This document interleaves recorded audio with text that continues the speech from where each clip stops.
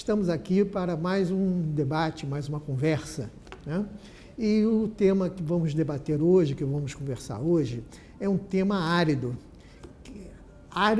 e desafiador, porque quer dizer que nós vamos trabalhar com política e alteridade. Política, você já sabe, política é a ação que os seres humanos fazem para transformar o comportamento humano, o comportamento social, com alguns objetivos. Alteridade já é uma palavra mais complicada e um conceito mais complicado.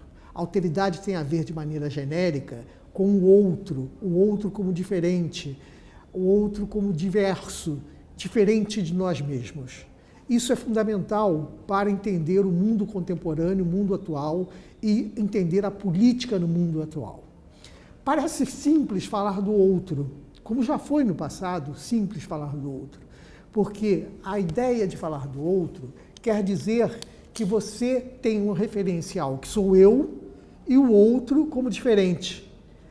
Mas essa ideia que aparece simples, ela é complicada, porque, na verdade, nós temos que refletir o outro, pensar no outro como diferente de nós, de maneira que o outro não seja um espelho, não seja um submisso, não seja um reflexo ou não seja um superior a nós.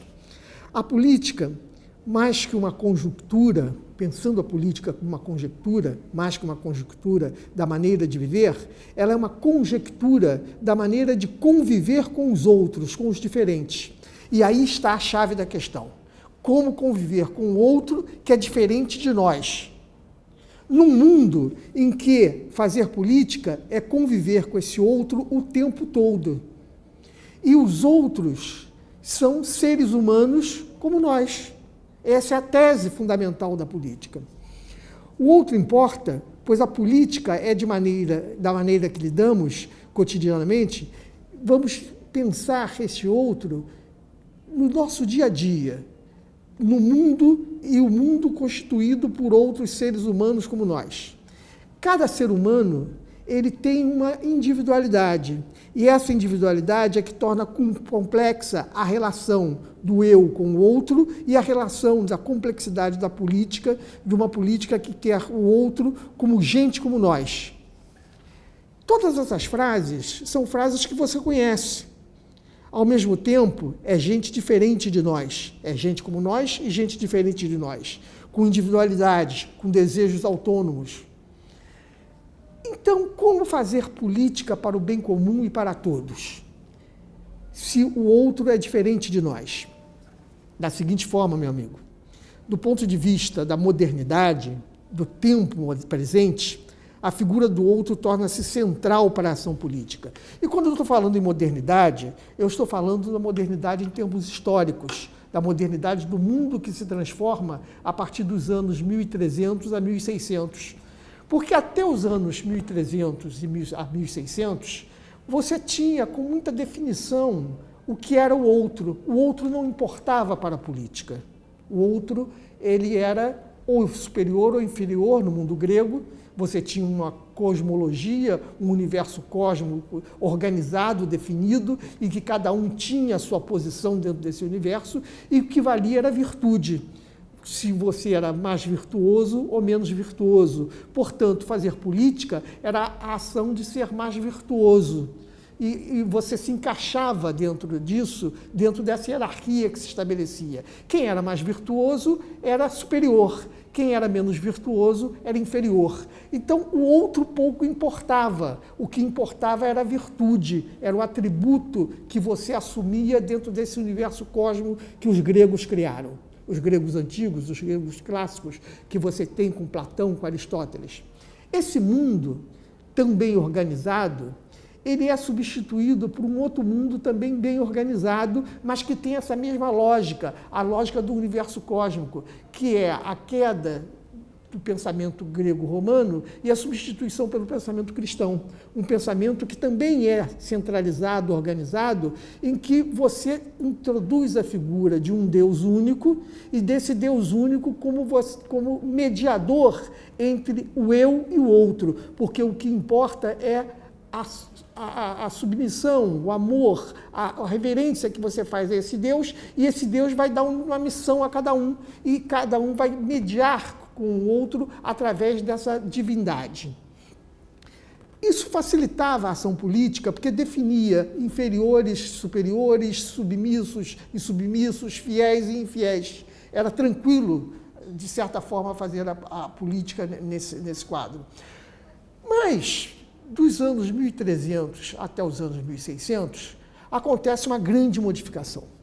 Modificação com Copérnico, modificação com Galileu, modificação com Descartes, em que esse mundo tão bem organizado do universo cósmico, de um mundo divino organizado, ele se fragmenta. Ele se fragmenta e os outros deixam de ter posição nessa hierarquia e passam a ter igualdade a você. Os outros se tornam iguais. São as teses que criam o mundo moderno, o mundo contemporâneo, e a democracia com um novo significado. A democracia significando o convívio e o entendimento de diferentes que são equipotentes na sua ação. Portanto, não tem um eu superior e um eu inferior. Não tem um eu submisso e um eu determinante. Não tem um eu infiel e um eu fiel. E isso vem com a Revolução Inglesa, que cria o parlamento, isso vem com, já falei aqui, com Descartes, vem com Galileu e vem com Copérnico, que reorganizam o universo já não é mais esse universo tão ordenado e fixo como está, muda-se a centralidade do universo, a centralidade deixa de ser o planeta Terra, deixa de ser o homem e passa a ser o Sol, e os homens não têm uma centralidade, uma dominância ética sobre os outros. Essa questão do outro é fundamental para a democracia, pois é exatamente a percepção de que existe um outro diferente, um outro que não somos nós e que nos confronta, que faz com que o parlamento na Inglaterra surja.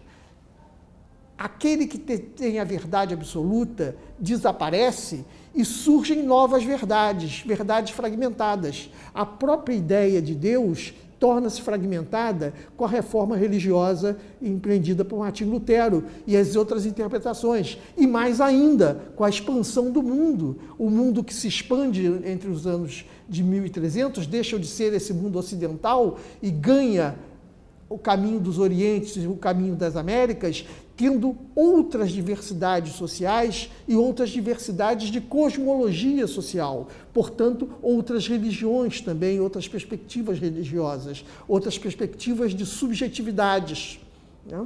O que faz com que aquela ideia que se tinha no tempo antigo de que você tinha uma verdade absoluta desaparece. E aí é que se torna mais complexa a política do tempo moderno e dando um salto do tempo moderno para o tempo presente. Pois, nessa ideia de complementaridade da política, de que a política ela vai ter gente como nós, mas que ao mesmo tempo não é gente diferente de nós, ela cria um mecanismo em que o debate, o enfrentamento de ideias e o confronto de verdade se faz. A melhor maneira de resolver isso é na política, na negociação. Entretanto, essa ideia também abre perspectiva para a intolerância, para você impor verdades a outros grupos, o que abriu períodos de guerra, guerra entre Ocidente e Oriente, guerras religiosas, guerras entre grupos de pessoas para fazer valer as suas ideias. O que isso significa? Significa que o pensamento antigo, embora esteja sendo confrontado com o pensamento moderno, com Copérnico, Galileu e Descartes, o pensamento antigo sobrevive. A lógica de Platão, a lógica de Aristóteles, prevalece também como um resquício nesse novo mundo. E aí que nós temos que, pelo ponto de vista da modernidade, do tempo presente, a figura do outro tornar-se central para a ação política. Você fazia política na antiguidade para conduzir o coletivo para o bem comum, para o mais virtuoso. Você fazia política para levar à população as virtudes divinas. Já no tempo contemporâneo, você faz política para criar um entendimento com um outro que é diferente. E o outro que é diferente, ele tem uma subjetividade, uma maneira de perceber o mundo que não é a minha. E a minha não pode se impor como verdade absoluta, nem a do outro pode se impor como verdade absoluta. Portanto, a política ganha um degrau de sofisticação, e esse degrau de sofisticação é bem representado com a Revolução Inglesa ao criar o parlamento, onde a população elege representantes, e esses representantes que vão consolidar ideias de grupos, vão para uma casa negociar as ideias diferentes e chegar a um acordo na qual as ideias ganham a perspectiva da maioria e a minoria continuando existente, tentando ser maioria. Essa ideia da política nos dias de hoje tem como princípio a questão da convivência com o outro. Conviver com o outro torna-se fundamental no tempo presente. E eu insisto nessa ideia porque nós temos um vício na ação política que é desconsiderar o outro como outro e considerar apenas a nossa visão como a visão de mundo que vai impor ao outro a nossa vontade, o nosso desejo, o nosso querer, né? Isso abre o caminho, pelo que eu disse no passado, para as intolerâncias, mas também abre caminho do presente para intolerâncias, para discriminações, para não percepção de que o mundo tem uma complexidade, uma diversidade que o faz rico, que o faz com que a movimentação não se dê de maneira única, mas que novas perspectivas têm a ver com este cenário. Eu não vou aprofundar as questões em termos de detalhe, porque me interessa mais, aqui nessa conversa que eu estou tendo com vocês, ter uma visão panorâmica que indique que nós temos a noção de política grega clássica presente, em que o bem comum é uma realidade cósmica e universal, bastando, então, ter uma lógica racional universalista para melhorar a ética política. Essa ideia que já foi ultrapassada pela modernidade, ela continua presente também na nossa percepção do mundo, porque a ideia platônica, a ideia de Platão, é que Platão vê o mundo de duas formas, tem dois mundos. Tem um mundo da razão, do pensamento e da ideia, e tem um mundo, que é o mundo da caverna, e tem o mundo do sensitivo, daquilo que você percebe, da percepção. Daí Platão escreveu sobre o mito da caverna, na qual você tem a experiência sensorial, a experiência corporal, que você vive dentro da caverna, e um mundo fora da caverna, que é o mundo das ideias. Quando você sai da caverna, você se depara com o mundo das ideias, confrontando com a sua experiência sensorial. Então, fazer política não significa que você tenha que levar em conta apenas a sua percepção, pois a sua percepção, e aí é a contribuição que Copérnico, a contribuição que Galileu, a contribuição que Descartes traz, é que nós percebemos de maneira equivocada. Como assim? Aquilo que eu sinto, aquilo que eu percebo está equivocado?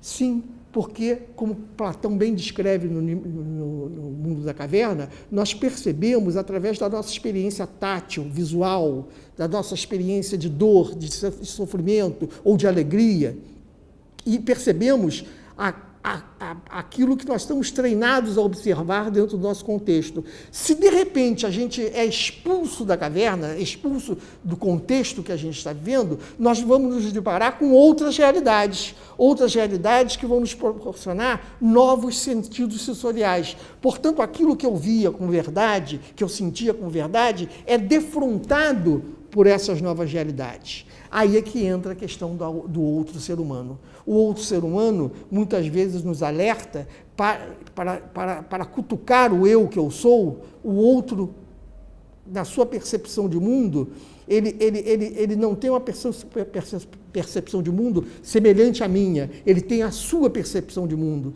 E, portanto, essa percepção de mundo é que vai confrontar-se com a minha percepção de mundo e produzir um terceiro ente, que é a combinação da minha percepção do mundo, da minha experiência do mundo, mediada pela razão, com a percepção de mundo do outro, mediada pela razão, na qual nós vamos ter um ponto de acordo de convivência, nós vamos ter uma regra de convivência. Então, a política passa a ser um movimento em que esta convivência ganha um regramento, em que você não tem superiores e inferiores, mas você tem a regra como superior a todos e a subordinação à regra, ou, como diz Norberto Bobbio, a subordinação à lei. Você cria mecanismos de convivência, regra esses mecanismos de convivência e estabelece uma legislação na qual eu me comprometo e o outro se compromete a cumprir esse movimento, essa regra de convivência. Respeitando a minha percepção, a minha experiência sendo duvidada, sendo questionada pelo outro, e, ao mesmo tempo, a grande salto do tempo contemporâneo que Descartes nos ensina, que é você introduzir a cogitação. Portanto, você mesmo cogitar que aquilo que você vê, que aquilo que você sente, que você percebe, você pensar sobre isso, pensar sobre o pensamento, é algo que faz você existir e você tem uma única certeza de que o que existe no universo e o que existe no dia a dia é a dúvida. Essa introdução da dúvida no lugar da certeza é que faz com que o mundo dê um salto no seu conhecimento científico, no seu conhecimento social, no seu conhecimento das artes, pois nós não ficamos presos a priores verdadeiros. Nós estamos o tempo todo duvidando de nós mesmos, duvidando dos outros e os outros duvidando de nós. O cogito, a cogitação, que é bem definida na frase de Descartes, penso, logo existo, introduz a razão como elemento fundamental da ação política, uma política centrada na razão. Entretanto, meus amigos, isso que parece fácil, dito numa aula, ela ganha outras configurações, porque, na verdade, a ideia da política como uma ação ética, ela permanece. E ela ganha, nessa ideia, algo importante, porque a ideia de virtude, ela é reciclada, ela é reconfigurada, e a virtude grega, a virtude cristã, a virtude muçulmana, a virtude budista, a virtude das percepções ameríndias do mundo, elas estão presentes dentro dessa nova subjetividade do ser mundo. O mundo africano produzindo uma convivência de várias subjetividades, o que torna o mundo mais complexo também para a ação da convivência, porque você conviver com o diferente não é fácil, porque você tem que perceber-se igual ao outro pelo ponto de vista do ser humano, e não igual ao outro porque pensa igual, né? Essa característica vai forçar com que as ações políticas, elas todas sejam legítimas, com exceção daquelas que caminham para a violência. A violência não é uma forma política, é uma forma política, mas não é uma forma política legitimada que reconheça o outro. A violência existe para massacrar o outro. É a percepção antiga de que eu tenho a virtude, eu tenho a verdade, portanto, eu massacro o outro por violências materiais ou violências simbólicas. O próprio pensamento cristão, que surge desconsiderando a autonomia do outro, mas considerando uma centralidade na divindade, ele se multiplica, como eu disse no início de nossa conversa, com a reforma religiosa de Martinho Lutero, em novas interpretações de Deus no cristianismo e novas interpretações da própria ideia de divindade com as outras grandes religiões que as pessoas aderem no tempo moderno e no tempo presente. motivo pelos quais nós temos tanta intolerância quando você não respeita o outro como diferente e o outro como legítimo. Isso é fundamental. Perceber que o outro não foi um problema até a modernidade, até os anos 1300, o outro não era um problema, mas passa a ser um problema com essa conquista do mundo moderno, na qual nós somos herdeiros diretos no tempo presente. Portanto, pensar o outro é discutir quem é o centro ou o irradiador de quem somos nós. E pensar quem somos nós, ou seja, pensar uma convivência com outros, exige necessariamente um movimento em que você tem que cogitar, portanto, você tem que duvidar de você mesmo, você tem que pensar por você mesmo, pensar as suas percepções, você tem que perceber a experiência de vida, a experiência sensorial, a experiência corporal, a experiência de pensamento, a experiência de devaneio, de sonho, ela é uma experiência real para a constituição da sua individualidade, da sua subjetividade. E mais do que a cogitação, mais do que a percepção, é a ideia do tempo presente, essa sim do tempo presente, que é a ideia do sentir, como você sente. Portanto, o sentimento de produzir tristeza, ódio, alegria, felicidade, esses sentimentos, esses afetos que o ser humano tem, passam para o primeiro plano da ação política, na medida em que a ação política mexe com afetos, mexe o tempo todo com a tristeza, com o ódio, com a alegria, com o bem-estar. E aí é interessante pensar que, dentro dessa perspectiva, a política moderna tem duas éticas, pelo menos. A ética das virtudes, que permanece a tradição greco-romana e platônica e aristotélica da ética, trazendo a ideia de que você vai ser avaliado na sua ação política pelo resultado da ação política. Portanto, eu tenho um projeto político de me eleger. Não importa o que eu faço, se eu ganhar a eleição, a minha ação vai ser vista com uma consequência boa, porque eu atingi o meu objetivo. Esse pragmatismo, que também é do tempo contemporâneo, inaugurado por Maquiavel e por um inglês chamado Stuart Mill, faz com que você centre na pessoa, no ato da pessoa, a ideia de que se ele vai cometer uma consequência boa ou uma consequência ruim, em função dos objetivos que ele tem. Por exemplo, uma reunião de vendedores. Quem é o melhor vendedor? O melhor vendedor é o que vende. Portanto, uma reunião de vendedores insufla a ideia de vender. Se ele não vende, ele não conseguiu os seus objetivos, seu objetivo não foi atingido. E aí não importa o método que ele usou. Em contrapartida a esta ética política das consequencialistas, das consequências, você pode também trazer isso para um efeito recente que a gente tem aqui no Brasil. O técnico de futebol, Luiz Felipe Scolari, ele ganhou a Copa do Mundo num determinado momento com os seus métodos. Então, ele foi certo, ele acertou quando ele ganhou. Num outro momento, ele, com seus métodos, perdeu. Então, você avalia que ele foi mal, que ele agiu, que as suas consequências foram erradas. Você centrou no ator político o atingimento do objetivo. Se atingiu o objetivo, não importa o que foi feito. Não importa o que foi feito, porque atingiu o objetivo, portanto, as consequências são boas. Se não atingiu o objetivo, as consequências são ruins. Esse pensamento é muito presente no tempo presente e vem de Maquiavel e de Stuart Mill, que é um inglês que seguia algo semelhante. Mas tem uma outra ética contemporânea, que é a ética da moral, que cria as teorias da moral, do certo e errado. Essas ideias da teoria da moral, do certo e errado, elas trazem uma ideia muito curiosa, porque é a ética dos princípios, é a ideia do princípio como sendo o condutor. Não importa qual é a consequência do princípio, se o princípio gerou um bem ou gerou um mal, se uma ação política gerou o bem ou gerou o mal. O que importa é que ela foi fiel aos princípios.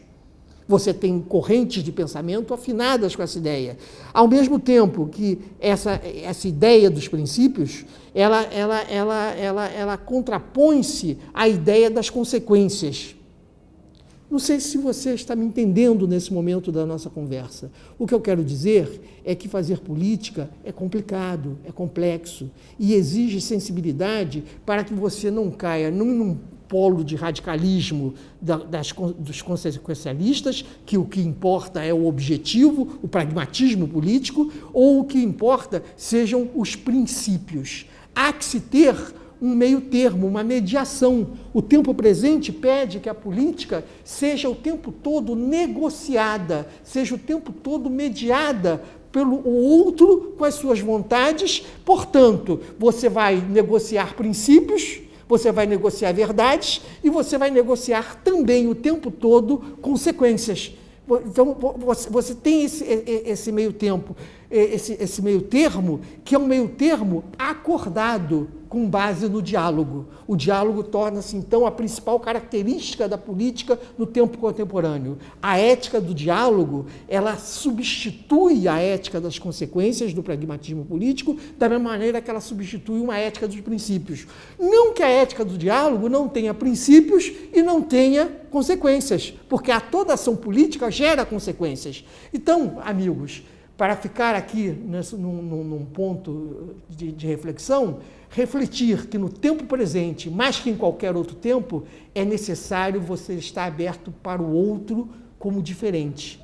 Para o outro, não como uma percepção que você tem do outro, porque eu posso perceber vocês que estão me ouvindo agora de uma maneira e vocês me perceberem de outra maneira.